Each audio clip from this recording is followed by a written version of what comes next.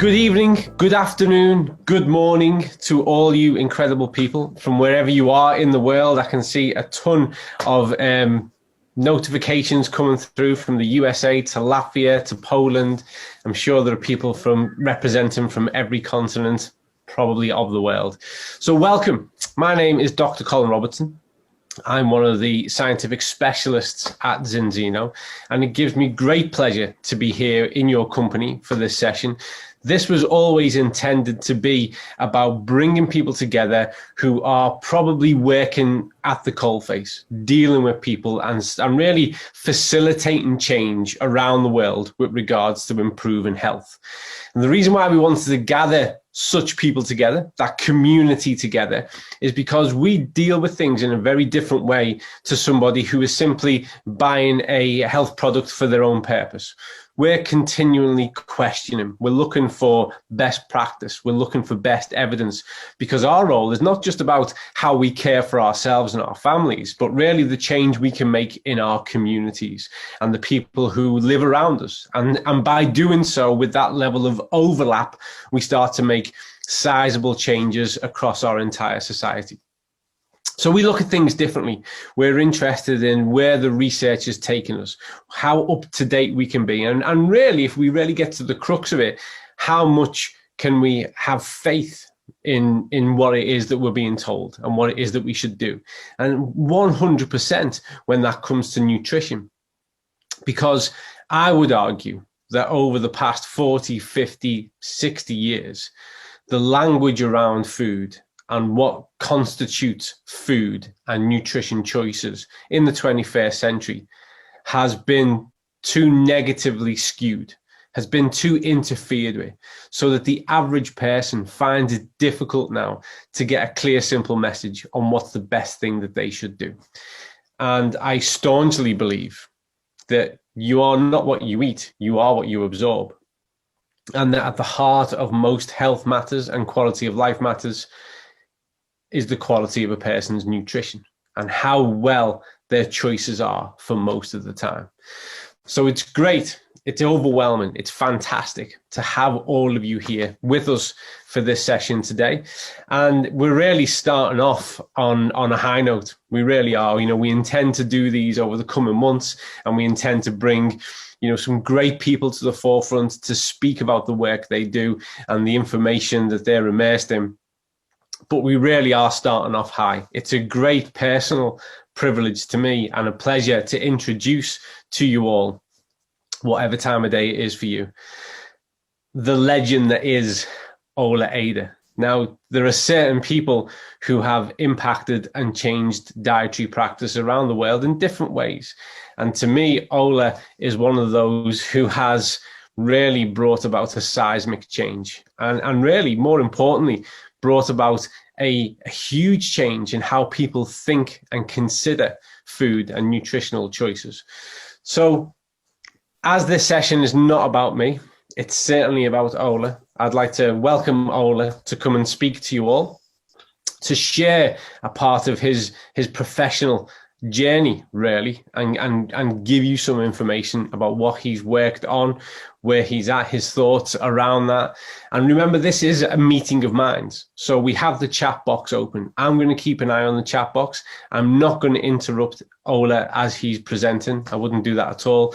But if you do want to have, if you have a burning question that you want to drop into that chat box, please do. I will try and pick these up, and we'll try and dedicate some time towards the close so that we can address some of those questions. And I'll probably have a few questions of my own, but this really is about us coming together. But for now, I would like to hand over center stage to Ola so that we can all sit back and benefit from what you'd like to share. Thank you, Ola. Thank you, Colin. Let's move on to what I do know a lot about, and that is about the balanced whole concept. And the topic of today's presentation will be about this concept, and I will tell you more about the development history, proof of the concept, also benefits, and a little into the science, which we will hear more on in later presentations. So we start with the development history. And the original balanced oil concept was ready in 2010, ready for the marketing. It was developed by a Norwegian company, BioActive Foods, in which I just happened to be the CEO. And it consists of 3 parts. It consists of a blood sampling device called the Zinzino balance test to detect. It is a laboratory analysis with a report providing dietary advice, and it is a dietary support supplement. And as you can see from the dates below, or the annual years below, the elements, these 3 elements was not developed simultaneously or in the right order. So we'll have to start to look at the history. We'll have to start with the balanced oil and see why that was developed. The balanced oil is a blend of fish oil, refined fish oil, and cold pressed pickled olive oil. It is actually developed. The aim when we developed this product was to get as close as we can to the fish oil as it is within the fish, and not as it is normally today, to have a very refined and purified fish oil. And the reason for that is two reasons. Today, there is environmental contaminants is a problem in the fatty fish. And by European legislation, you have to refine any fish oil extracted or produced from fish before it can be used for human consumption. And when you refine or purify a fish oil, it will be almost free from odor and taste if you do it correctly, and it will contain about 30% omega-3. But this fish oil, the refined fish oil, is also free from other bioactive components, such as the fatty acids, fatty soluble vitamins, antioxidants, and anti-inflammatory components, especially fluorotanins that are lost during refining. The fluorotanins normally follow the omega-3s all the way from the plankton to the fish, to the whales, to humans, so it's important components. And normally today, to stabilize a refined fish oil or purified fish oil, we add vitamins and antioxidants, like the mixed tocopherols, back to the refined oils, while the important fluorotanins, they're not possible to put back due to low availability, but also to its terrible taste. The story about refining of fish oil as a problem has already been told, but so we had to, and most of the components, or some of the components which are lost during fish oil refining, can be put back to the fish oil. But the important fluorotanins that are stabilizing the fish oils, they are not able to be put back due to availability and taste. So we have to look for other options. And one of the other options which is out there is when you produce extra virgin olive oil, it is produced by cold pressing of the olive. And so you don't have to refine olive oil after it is pressed.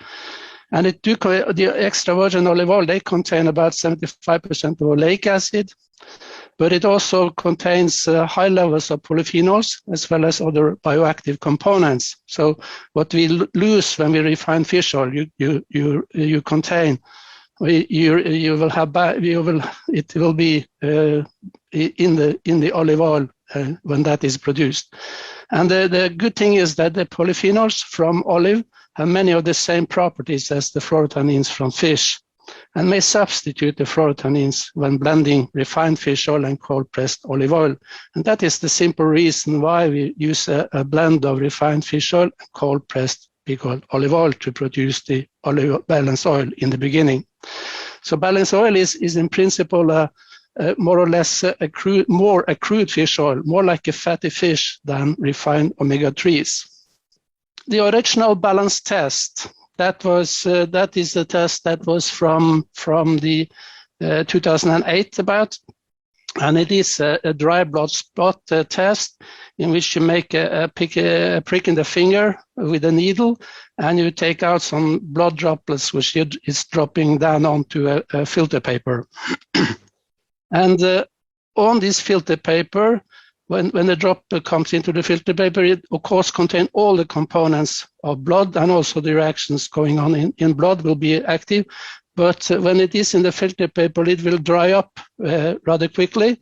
And when it dries, two things happen. The reactions or anything going on more or less stops up. And also all biohazards is very much reduced. So it will be legal to send a filter paper with a dry blood spot by regular mail to a laboratory. And the laboratory that we use is the Vitas laboratories at the Oslo Science Park, and they extract the fatty acids from this blood drop and make an analysis of the amount of the different fatty acids. So originally, this method was published by Professor Galli et al. At the University of Milan. However, it was presented to BioActive Foods by the Professor Bruno Berra and Angela Rizzo, also at the same University of Milan, who were using this technique for scientific purposes in early 2008. Okay, we can move on. So altogether today, we have, or Vitas have analyzed about 600,000 balance tests. And as we move on, we will look into some of the results coming from this test. But first of all, we have to select the fatty acids to be measured by Vitas.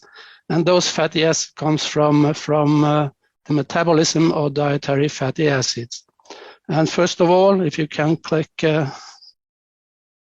first of all, we are measuring two saturated fatty acids. It's the palmitic acid and the stearic acid, which constitute about 37 to 41% of the fatty acids in blood, depending on the diet. The second group is, if you can click, is the oleic acid, the monounsaturated omega-9 fatty acid oleic, which is somewhere between 22 and 26% in blood, also depending on diet. The third group is the omega-6 polyunsaturated fatty acids.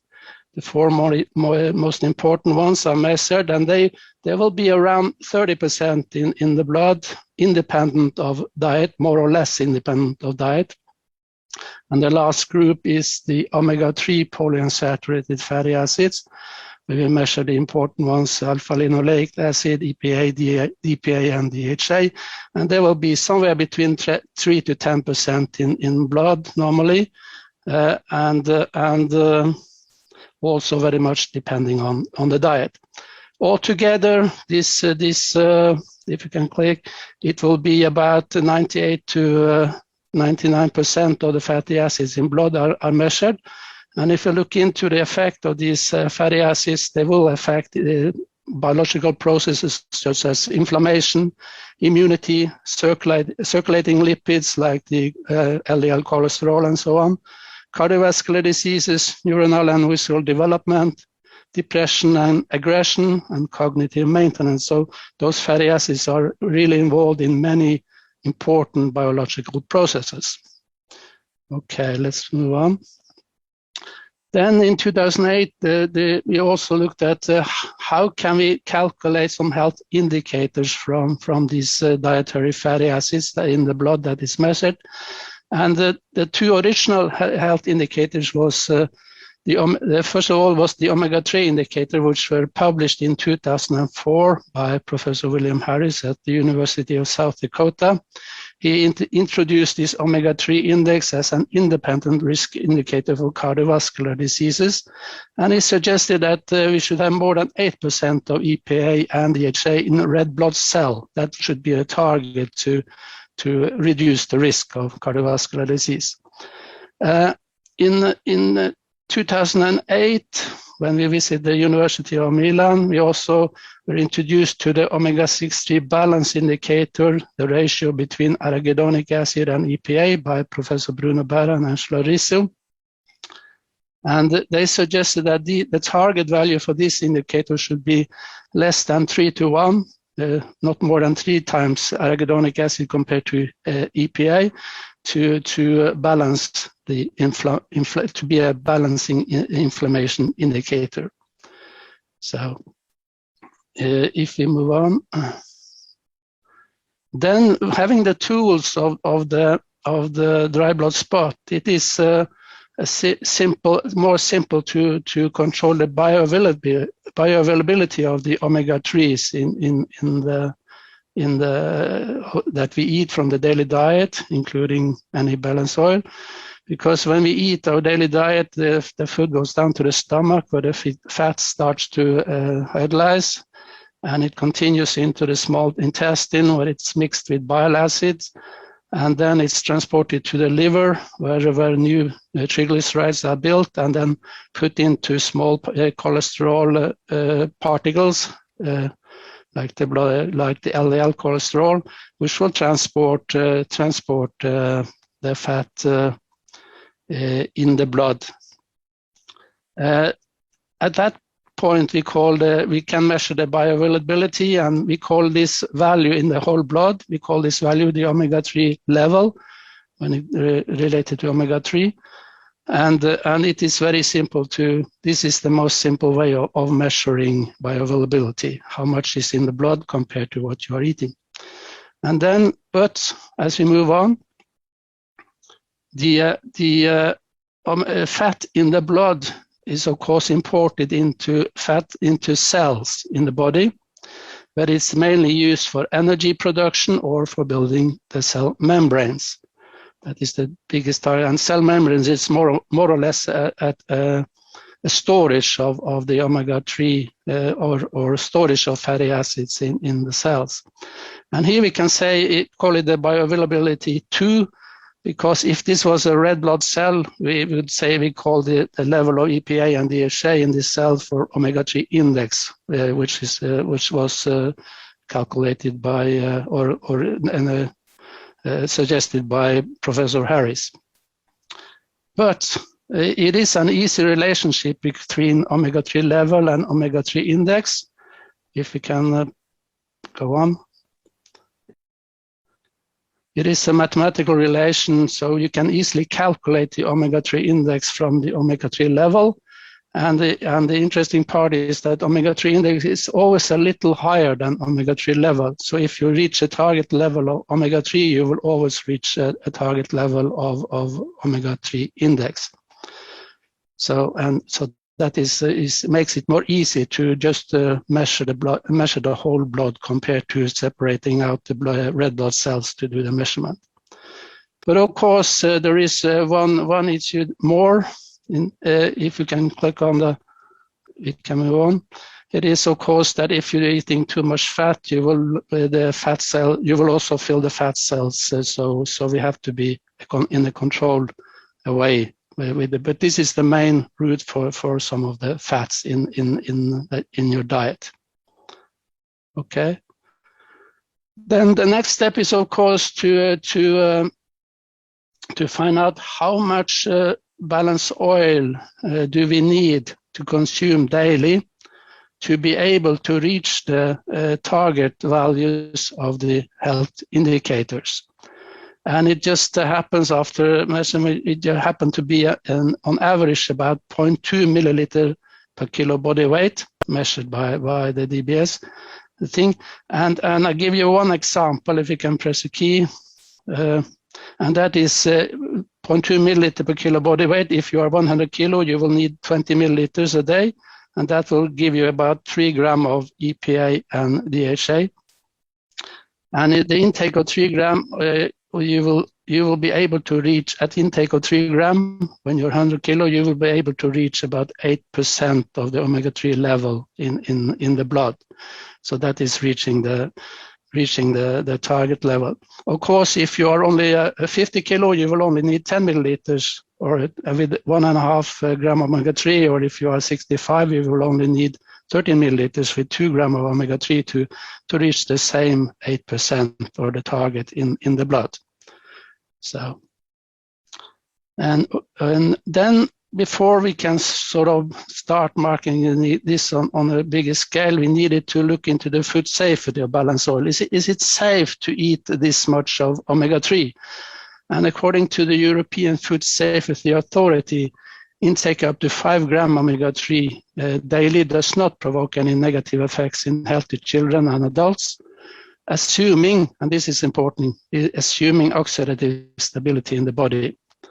And they also say at the European Food Safety Authority that intake up to 5 gram omega-3 daily does not increase the risk of bleeding, even for individuals taking blood thinning medication. So, and 5 gram omega-3, that is the same as you will have in 33 milliliter balanced oil. A daily dose is required for a person which is 167 kilos. So most people will be far from this level in their daily diet. So it's about this. One assumption here is important. It is about oxidative stability in the body. So we need to have enough of stabilizing components in the oil to make this oxidative stability. And we have two components in the balanced oil, and one is the polyphenols from olives. And according to European Food Safety Authority, if you have a 5 milligram a day, it will contribute to protection of blood lipids against oxidative stress, which will provide oxidative stability in the body.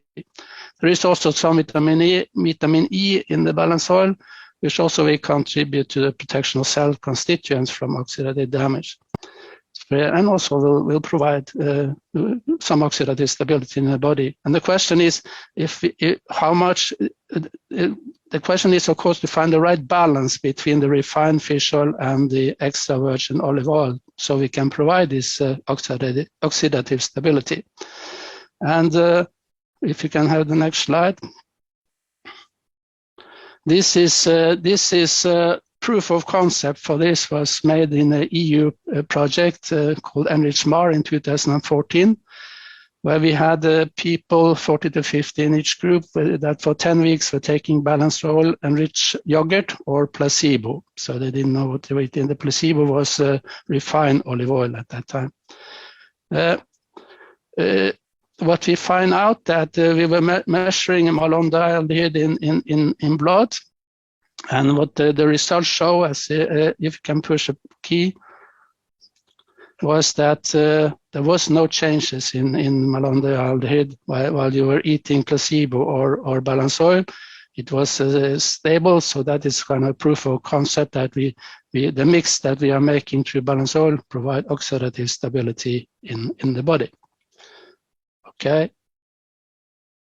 So in 2014, Zinzino acquired BioActive Foods. But although we had a distribution agreement between BioActive Foods and Zinzino going on already since 2012. So next year it will be 10 years since this distribution agreement was made. Okay. And then we can jump ahead a little up to today, to 2021, when we started to look at the balance test, and some of the things I will talk about now will deal with about 579,515 balance tests. And the first thing, of course, is to question what are the relationship between the original health indicators, the one from Harris regarding omega-3 index or omega-3 balance, if you like, or the balance, or the inflammatory balance indicator from Bruno Berra and Angela Risso in 2008. And the striking here, every point on this curve is is the average of 15,000 balance tests. So you get a smooth curve, but it is many results behind every point. And if you click a new click once more time, first of all, we will see that if you are below 3 to 1 or 3, as it says on the column, in the balance indicator, you will always be above 8% in the omega-3 level indicator. So these two indicators that we started out with is actually turning out to be identical. They provide the same answer. So balanced inflammation and the cardiovascular risk reduction indicator originally turn out to be identical. For people that take the balance test, we always ask if they are using balance oil, or if they have been using other omega-3, or if they are non-omega-3 users. And you see that the average of the 300,000 non-omega-3 users is about 17 to 1, 17 to 1, and about 3.5% of omega-3 in the blood. For those who state that they use other omega-3, we have about 70,000. They have an average of 10 to 1 in the arachidonic acid versus EPA, and they have about 4.5% omega-3 on average in the body.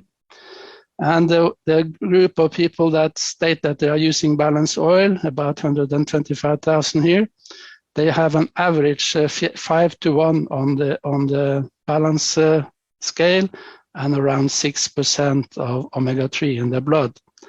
And if we look at the curve, the balance oil users, they fully dominate the points to the higher omega-3 values to the right of the middle, while those who do not use omega-3, they dominate the area with the low omega-3 values. And we will look into what are the difference between those two groups.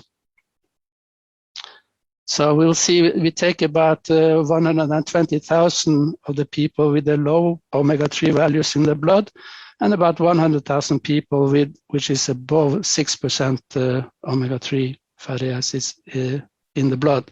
And the question is, what are the difference? Because the first group we could see as the one that is not using balance oil, the other group is the one that is using balance oil. So what are the differences? And first we will look into the fatty acids group, and we will see that if you are going as a non-omega-3 user to start using balance oil, the level of saturated fatty acids in your blood as a group will lower by 3.9%.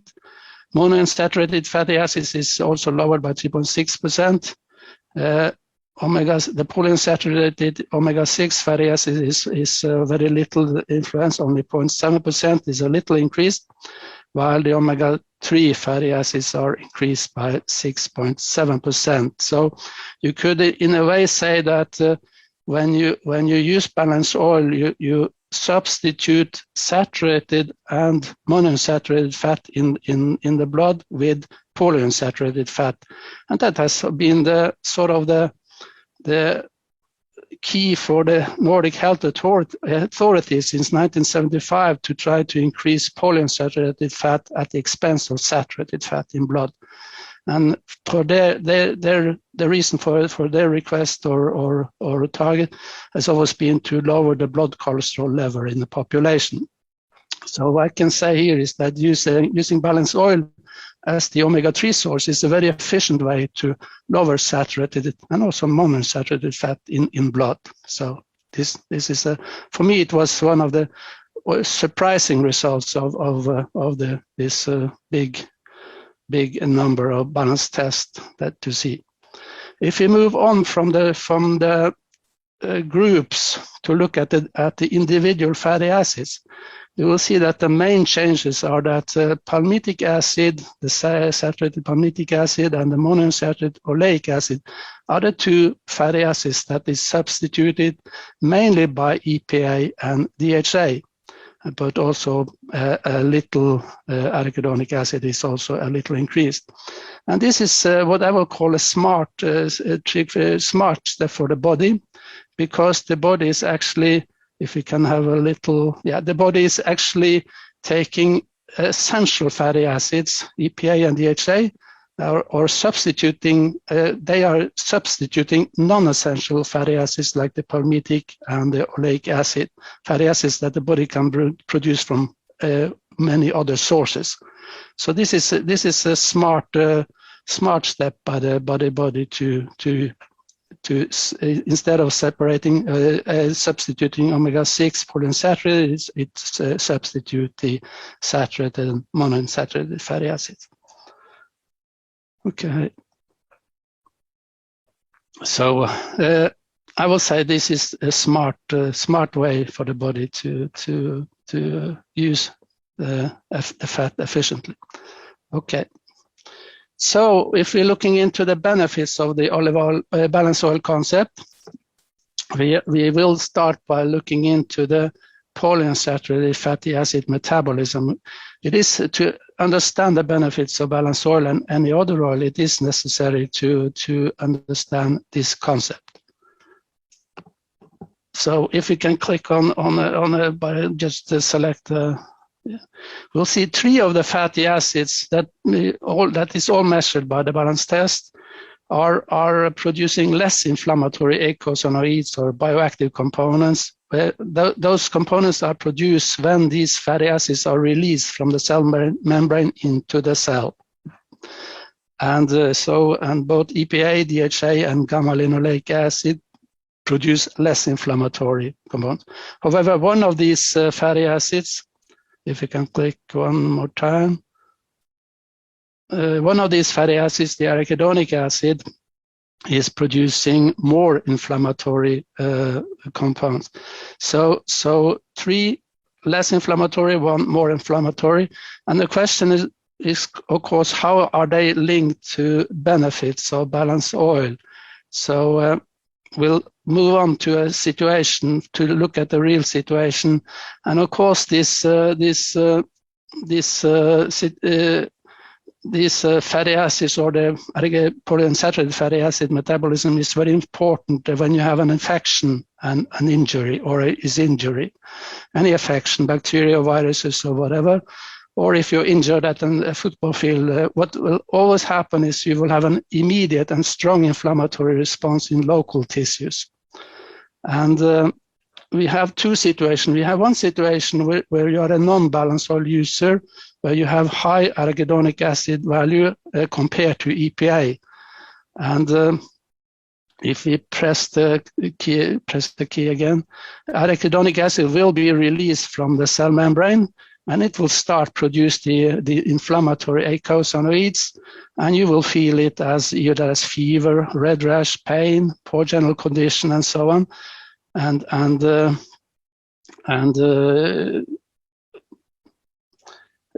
You will normally you will feel that this is not you don't have a very nice day, and sometimes you will try to find some painkillers to help you, and that will also, most of them will also work on these arachidonic acid pathways to eicosanoids. However, without these responses, which is very important, these acute responses, we would probably be defenseless towards microbes and injuries that will never heal. So these are very important. We have on the other hand, we have this situation where you have very high arachidonic acids, where EPA is also a risk situation when it comes to the chronic inflammation, the low level of chronic inflammation that may develop in the aftermath.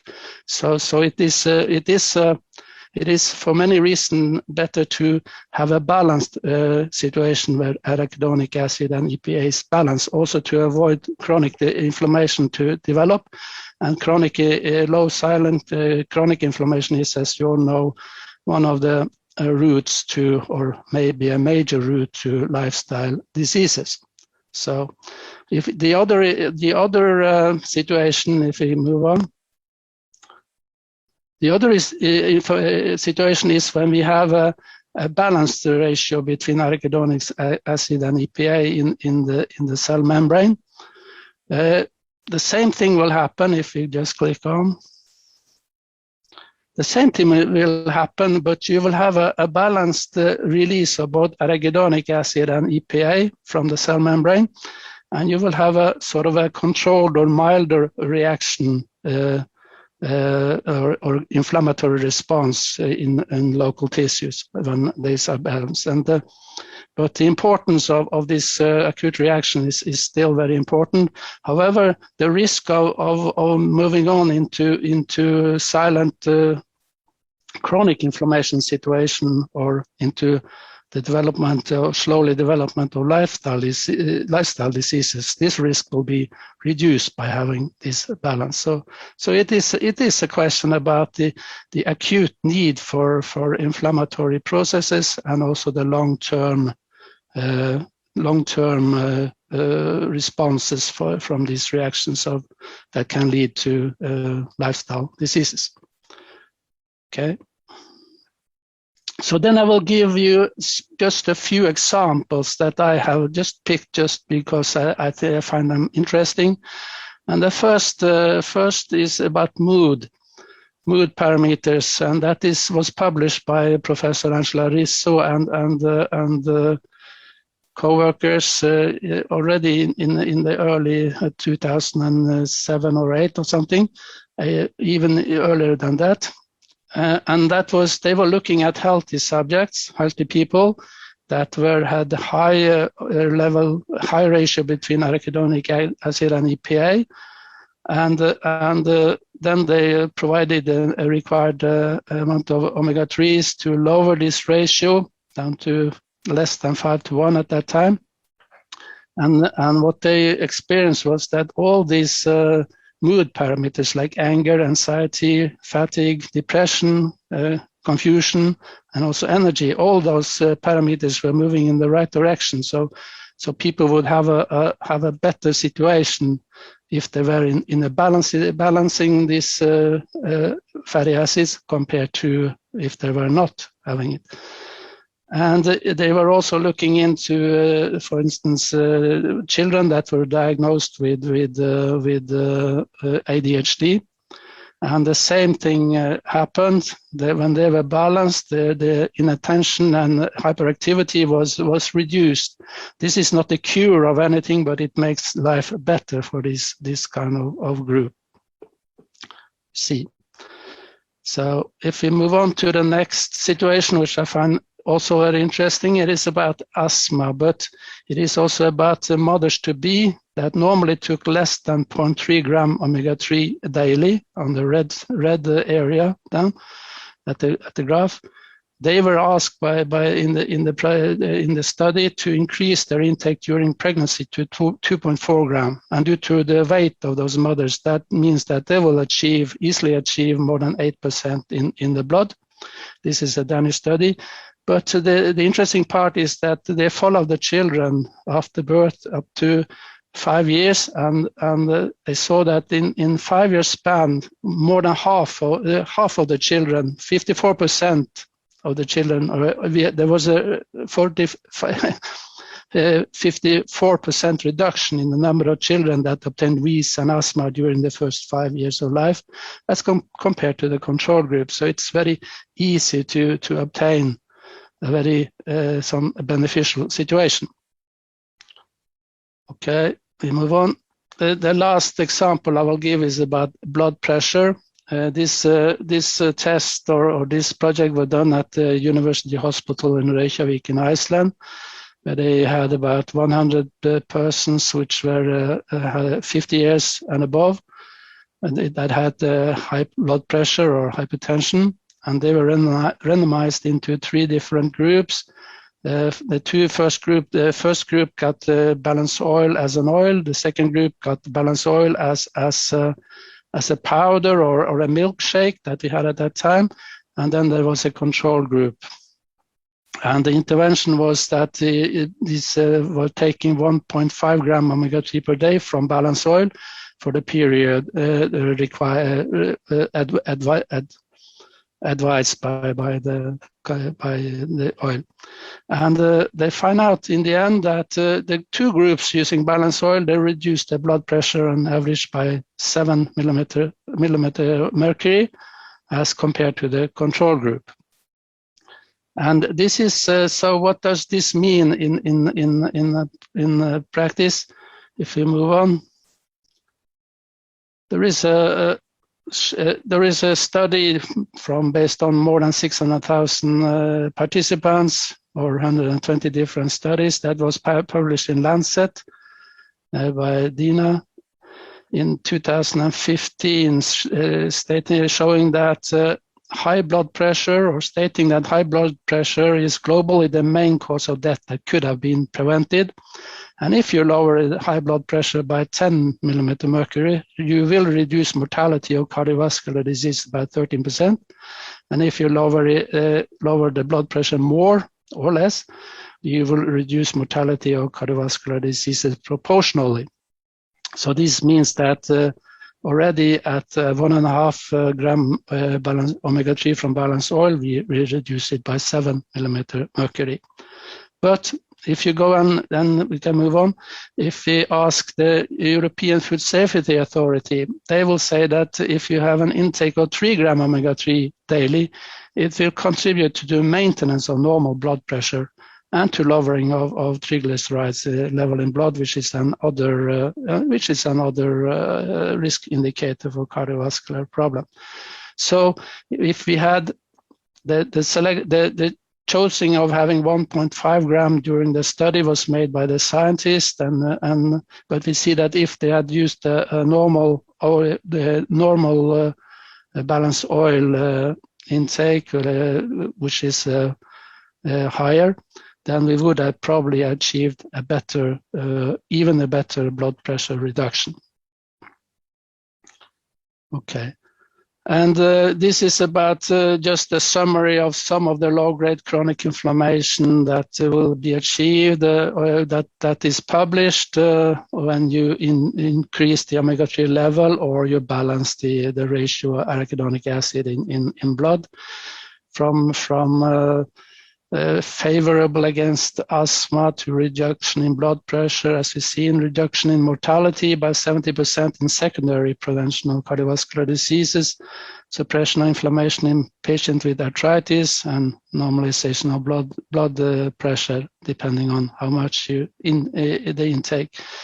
And so most of this is an indicator of that by increasing the omega-3 level, or by lowering the balance between arachidonic acid, you will also have an effect of the long-term, low silently developing chronic inflammation, which is part of the responsibility for most of these cases. So then I will end my presentation by showing you some of the latest results. And of course, we have asked the question, is balanced oil a crude oil? Will it differ from other omega-3, which I called refined fish oil? Most other omega-3s are refined fish oil. Are we able to see that it is different in bioactivity?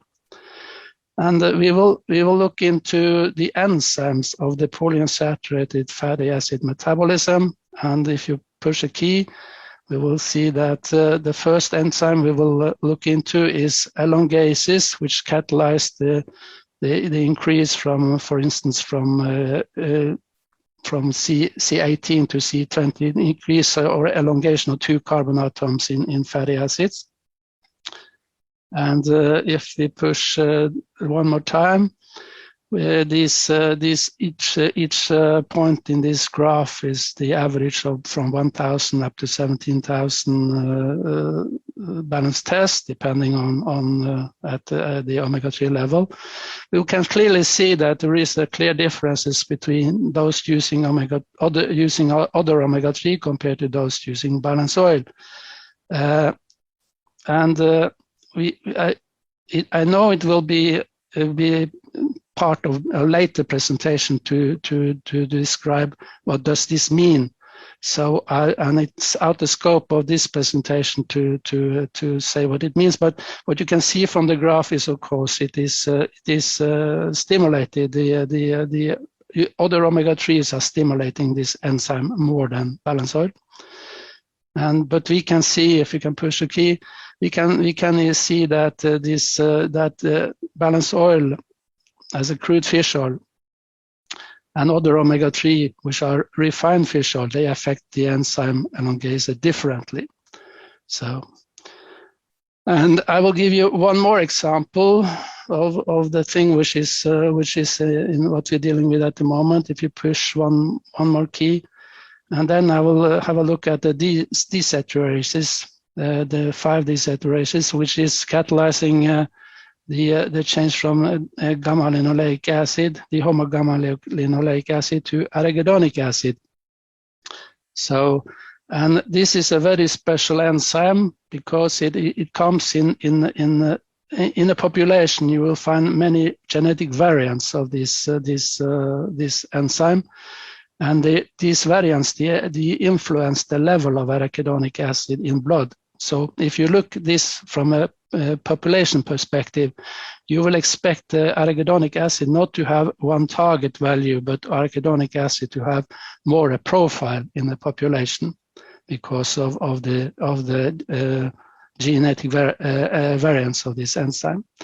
And if we can push one more button, we will see that this is actually what happens. If we go and look at the balance test, we looked at about 100,000 of balance oil users and about 50,000 using other omega-3s.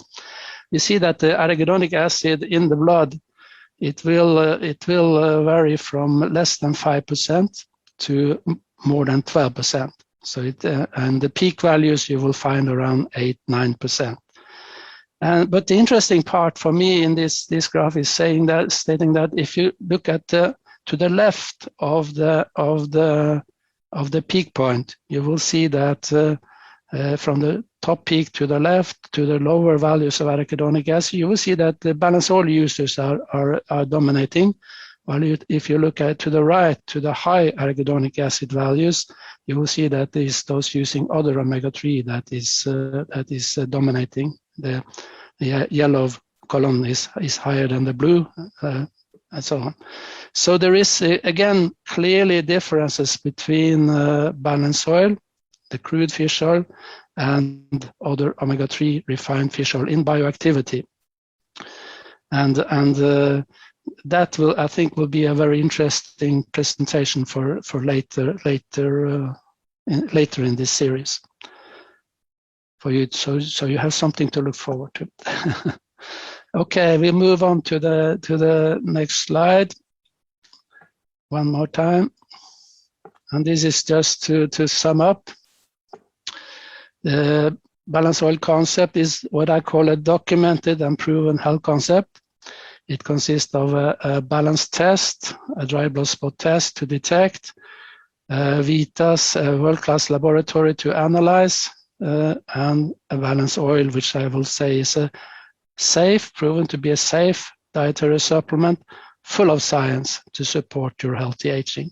So one last phrase is that balance oil is actually a bioactive crude fish oil, more like a fatty fish than refined omega-3s. And this is important if you go all the way, and this is my final statement, if you go all the way to the beginning of the omega-3 era where you had the Inuits or the Eskimos that were seen to didn't have that much cardiovascular problem as the rest of the European population.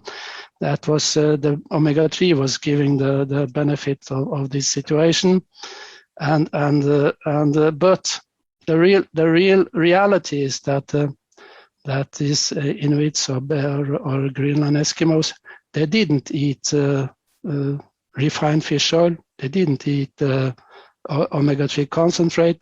They were mostly eating seal and fish. So that is why we try to make balance oil as much like fish as possible. Thank you for your attention. Superb. Thank you. I'm really sorry for the trouble. Happens to everyone. One of those things that we've all become used to in the modern world. Ola, we've had an absolute raft of questions come through whilst you've been talking through, and some of which, because people were really keen, you actually answered things like where is the research in the area and what does this link to? So thank you for that. There's one question that's come through that was specifically aimed at me, which I'll answer now just to give you a moment to catch your breath, Ola, and then maybe we could just unpack some of these questions. There's a few that typically crop up whenever we talk about these kind of products, but there are a few specific ones. But the one I'd like to answer direct as it came to me, and I've got a feeling I know why it came to me, because it was COVID related. And for those of you who don't know, I'm a part of a task group here in the UK that is dealing with COVID and recovery from COVID. But the question was specifically with regards to what's common when a person has COVID and when they're recovering from COVID, which is a loss of appetite. So this is as much a behavioral issue as it is an issue that's kind of, pathological and related to the virus itself. So how do we overcome this issue? It's through behavior change. We have to work with the individual, and we have to build a kind of nutritional plan and pathway in order for them to not be relying on the point at which they feel hungry, which is the common cue, to then go and seek nutrition, food, and do something about it.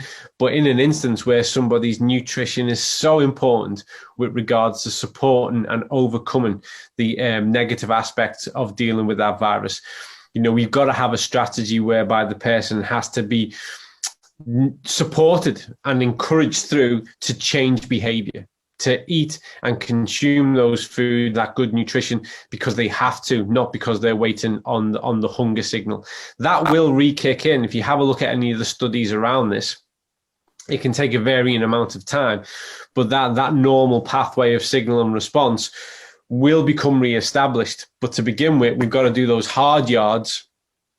And certainly for the person who's dealing with it, they have to do the hard yards of aligning to behavior, aligning to a nutritional script of saying, I need to eat this then. It has to be a strategy. It's got to be done in partnership with the person. You have to have a type of agreement. It has to build over time. If you overwhelm them, they simply won't comply. But it's about fostering that behavior change. That's the best advice I can give you outside of a kind of one-to-one consultation. So, Ola, if you don't mind, there's been a ton of questions. I might try and answer a couple as well, but I'm actually more interested to hear your take on this, because we get asked these kind of questions a lot. So first of all, I'll start with one of the really common ones we get, because it's been asked here. We know that there are more fatty acids. So why were these ones chosen? For analysis, why were these fatty acids chosen? Yeah, they were chosen directly because they are part of the metabolism in the fat metabolism, and they constitute altogether about 99% of the fatty acids that you normally measure in blood. Those were the main. In the beginning, we only measured two fatty acids, and that was arachidonic acid and EPA, because we were only looking at the balance. But then we decided to enlarge the test by 9 more, and then they were all picked as being major fatty acid in the metabolism of fat in the body or in the blood. So correct. I love that answer. One, because it paints a real clear picture, but also it takes me to the next question, which we get asked a lot. Why is that the ratio based off the data around the EPA and the AA? Why those two in particular? Yeah, first of all, it is the arachidonic acid is, as you saw, the only fatty acid that produce the inflammatory eicosanoids. So, and the EPA is the other fatty that produce the same kind of eicosanoids, but in another series, which means that they are less inflammatory, while the arachidonic acid ones are inflammatory. So in principle, those two are the one that is signaling or indicating the balance of the inflammatory process, or most easily way. Of course, there is other fatty acid that influence other parameters in the body and other indicators, but I decided for this presentation sort of to lower to those two, about the omega-3s and the arachidonic acid EPA. It is also for historical reason. Those were the first ones to be a part of this science field. Yeah. Yeah, that actually really conveniently leads into another question that a few people have asked, actually, which is regards to, some of the research challenges the ratio and is more favorable of the index. There's a notion that there's more behind the index, the 8%, than there is the ratio. I'm just interested in your thoughts on that. Well, as I did in this presentation, I compared those two situations, the balance ratio and the omega index. And as I showed it, those two are identical. They started up at two different indicators, but in my opinion today, they provide the same answers.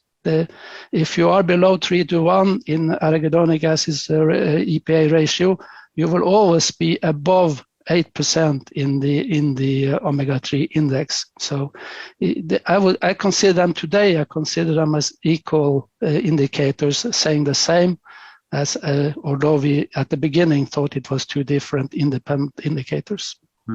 Interestingly, I take a similar view, and I like to represent both purely because I think it gives more than one dimension of insight. But I actually, typically when I'm feeding back to people, I'll make reference to their index first and then delve into the ratio. So it's interesting hearing that from you as well. And I completely agree. I think it offers more of a sharper insight. So following that thread a little bit further, questions come through that I've not actually had before, which is in instances where people have been on balance oil for a minimum of 120 days and they don't improve their index or ratio, what would you think would be the common causes behind that? Yeah, we've seen that there is a certain percentage that the balanced oil, or I think also maybe other omega-3, won't work on people, and very often we think that some of these people, some of the reasons will link back to the genetic variants of the delta 5 desaturase, which influence the level of both omega-3 and arachidonic acid levels in blood. So I think we will find when we study these genetic variants more closely, we will find a lot of those answers there. Mm-hmm. But this question has come for many years, and we haven't had a good answer before because we didn't actually really know this issue. But we already saw from the beginning that there was a certain percentage of people that didn't respond as expected. Mm. And I think we are closer now to a solution by looking at these genetic variants of enzymes. And I guess that's a part of the benefit of having such a big data set and a growing data set. I think actually last count that I had a look at was on Friday. I think we're over 620,000 samples, and it's growing week by week, isn't it? And this gives us more opportunity to have a sharper insight, doesn't it? Yeah. A question. Sorry, go on. No, absolutely. This is a fantastic situation to be in. Not only is it 600,000 tests there now to be analyzed, but it's growing by 10,000 a month. So there's all kind of opportunities. Yeah, if you want to study special things, you can actually make arrangements which makes it possible. So. And any of the researchers listening out there, or people who are really keen about research, will know that N equals the population size gives you the strength of the power of the calculation statistically. Absolutely. And we're literally adding currently at a rate 10,000 to what's already the biggest data set of its type in the world per month. This puts us in quite a luxurious position, really, to analyze the data. Absolutely. Yeah. A bit of a different direction for a question, if you don't mind, if we can ask a couple of more. I'm mindful of the fact, folks, that we're over the hour, but if we can just ask a couple more questions while we have Ola, I'd like to take advantage of that. Someone's asked this, and again, it's a common question that comes up, is, Dr. Paul Clayton goes around telling everybody, which is true, that in nature, the omega-3 will be bound to a polyphenol. And then what we've done with the balance oil is we've rebound. We've put the polyphenol back with the omega-3. So the question is, well, why not just not separate it in the first instance. Yeah, I mean, we what we would have, if things had been easier, we would have made instead of polyphenols, we would have made the fluorotanins together with the omega-3s, and that would be like Mother Nature do it in the fatty fish or in the plankton or in higher animals or higher. But the thing is that we have something called environmental contaminants, which we cannot, and due to that, that is accumulating also in fish oils or in the fish fat, and it is required by legislation to remove the environmental contaminants, and that is why we do refining. I know that refining is also done for taking away bad taste and smell and all those things, but it is required by legislation is required to take away environmental contaminants. So the good thing is, of course, that by doing so, we can make sure that the oil is safe. But the question is, how do we stabilize this oil, which is safe, but you have to stabilize it with the right components. And then it is to pick the right components which has the same properties as the fluorotanins originally has. So there is I think this is the key of what Paul is telling about. So, but it is European legislation that define the need for doing refining. Yeah. And off the back of that, there's a question I'd like to answer that came through, and I totally understand this because people are more kind of ecologically sensitive these days, and it's regards to the fishing techniques. So it's important to note that Zinzino is registered with Friends of the Sea, which is all about sustainable fishing. So none of the kind of practices and things that you've seen on recent documentaries have anything to do with regards to the type of fishing that is engaged with regards to how Zinzino acquire their fish oil and the processes that go through. That's really important to us, and we understand that will be really important to you, and it's certainly of greater importance as we move forward. That is a key part of what we look at. There's been a lot of questions about specific health conditions, which we're always reluctant to go into because at the heart of a specific health condition, more often than not, there's an individual, and it's really hard for us to comment on individual health cases, and that will be us moving out of our lane, really. Yeah. But one I would like to pick up on is where people have said about balance oil and a person who's on blood thinning medication. Anybody who's in that situation, as far as I'm concerned, should just check with their GP, the person who is prescribing those medications, to make sure that there is no issue, there is no contraindication. But I do also tell people, and I've said this at a medical conference just recently, because it makes me laugh. When you ask your GP whether or not it's okay, your doctor, your general practitioner, whether or not it's okay, ask them, is it okay for me to eat fresh fish every single day and have some olive oil? Because if the answer is yes to that, then you're going to be all right with balance oil, because that's what balance oil is. So, that is true. Yeah, that's true. Yeah. It is actually eating natural food in a way. Balance oil would be defined as a food. Yeah. It could be on any shelf in any shop if needed. It's nice to hear you say. I say that to lots of people. Oh, well, it's nice to hear you say it. And I find that sometimes people have a real high reactivity when you think of something being called a supplement. But when we get to the heart of it, this is just good food. It's good fish and it's good olive oil. And that's what you're asking if you can take. And that'll just lead us into maybe the last question or two, which hovers around pregnancy. Recently, the Australians have changed their guidelines. So they're encouraging women who are pregnant or intend to be pregnant to make sure that they have a sufficient amount of omega-3 daily. So that they've done a ton of research around that that's published. It's open access. You can all go and retrieve that. And what they're saying is that they want people to be at the right recommended dose. They don't want people to add on top of that. They just want you to be at the right dose. Taking balance oil puts you at the right recommended daily dose. There are some guidelines in certain parts of the world that encourage pregnant women once they are about 30 weeks to reduce that a little bit. I would say I would encourage you to have a look at what's implicated in your specific geographical area. But what we do know is that both the EPA and the DHA play a huge and positive and important role on the development of the child. So, you know, it's as vital here as it is in any other kind of health indices. So I think really, because we are championing past the time now, and the vast majority of people have stuck with us, so they must be enjoying and benefiting from what we're talking about. I think if we just finish with one question, and then I'd ask you, Ola, really for one last statement.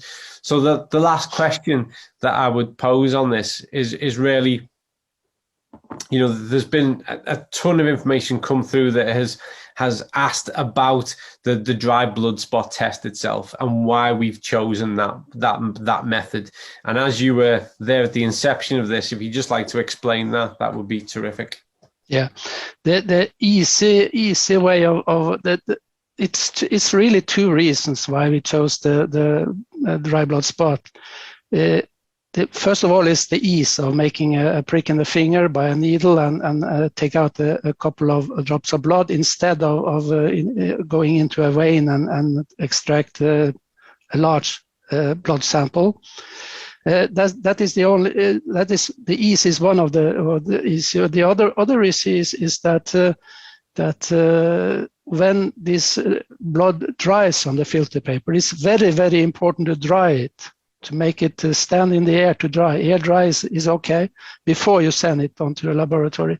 The blood hazards is the hazards that you will have with a large sample of blood is reduced to a level where you can send it by ordinary mail to a laboratory to have it analyzed.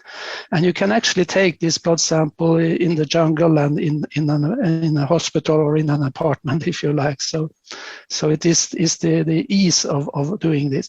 And the results is proven in many ways to be more than good enough for and it's actually dry blood spot testing is increasing or widen a lot now for many, and it's been used for many years. So it's not a new technology; it is a well-developed technology. Yeah, it's a well-verified test. And just to make it clear, folks, you don't have to go to the jungle to do that test. You have that option. So. Before we wrap up, and I have a few closing comments, is there a closing comment from you? We really appreciate this, by the way, Ola. I thought the presentation answered so much. It was interesting because I was watching questions coming through, and then your presentation was actually answering things as we went through. But is there any kind of closing comment that you'd like to make before we wrap up? Yeah, for me, the most important part about balance oil and the combination with the test is that balance oil is as far as we can, as well as we can make today, sort of a crude fish oil, as far as we can go into making something which is the fish and Mother Nature has used many years to develop. And I think as long as we don't go for the refined omega-3s, that route, I think is the wrong route, and especially the omega-3 concentrates, which is moving us even further away from what Mother Nature has developed for millions of years. That is so it's a good. We are at a good level now, and we have to be.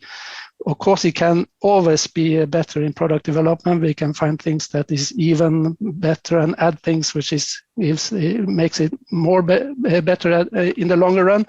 But presently, I think we have chosen a very correct strategy to make something which can last for a very long time, and not as a very quick fix with some refined omega-3s. Thank you.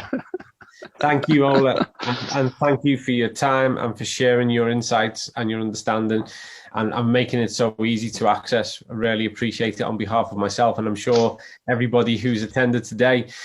For everybody else, I'd like to thank you for participating, for dedicating your time, for working in the areas that you do and bringing about such positive change as we move things forward. Health across the world needs to be addressed, and it needs to be addressed within the heart of the community. And I thank you all for playing a part in that. We will reconvene on the 10th of June, time to be confirmed. I would imagine it'll be a similar time of day as this. And we are going to welcome at that point the famous and infamous, I would have to say, Dr. Paul Clayton. Paul's going to come along and share his insights and understanding, which is a surefire to be as informative as it will be entertaining. So please do look out for the more announcements on that and join us on that one.